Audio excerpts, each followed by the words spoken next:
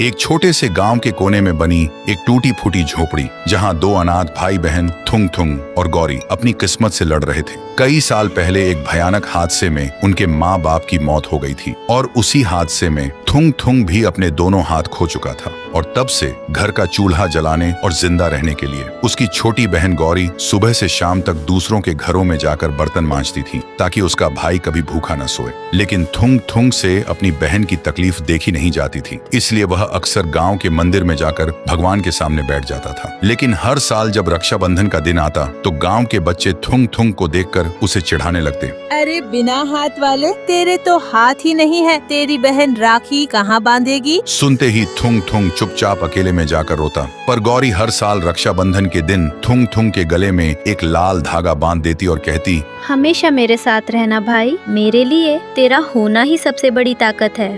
लेकिन एक साल रक्षाबंधन से एक रात पहले किस्मत ने ऐसी करवट ली कि सब बिखर गया। गौरी को तेज बुखार ने घेर लिया। वह बिस्तर पर बेहोश पड़ी थी और उसकी सांसें धीमी पड़ती जा रही थी। थुंग थुंग मदद के लिए चीख चीख कर गांव वालों के दरवाजे खटखटाने लगा, लेकिन किसी ने दरवाजा नहीं खोला और हार कर वह अपनी बहन के पास लौट आया। अपनी बहन को इस हालत में देखकर पहली बार उसे अपनी लाचारी पर इतना गुस्सा और दुख हुआ कि वह टूट गया। वह न तो अपनी बहन को गोद में उठा सकता था, न उसके माथे पर ठंडी पट्टी रख सकता था और न ही दवा लाने के लिए कुछ कर सकता था। अपनी लाचारी से टूटकर थुंग थुंग दौड़ता हुआ गांव के मंदिर में पहुंचा और घुटनों के बल बैठकर रोते हुए चीख कर बोला, मैंने आज तक तुझसे कुछ नहीं मांगा माँ, लेकिन आज पहली बार कुछ मांग रहा हूँ। मेरी मासूम बहन को बचा ले माँ, बदले में मेरी दोनों आंखें ले ले, मेरी जान ले ले, लेकिन मेरी बहन को कुछ मत होने देना माँ। तभी हवा तेज होने लगी, आसमान में बिजली कड़कने लगी और मंदिर की घंटी अपने आप बजने लगी। फिर सुबह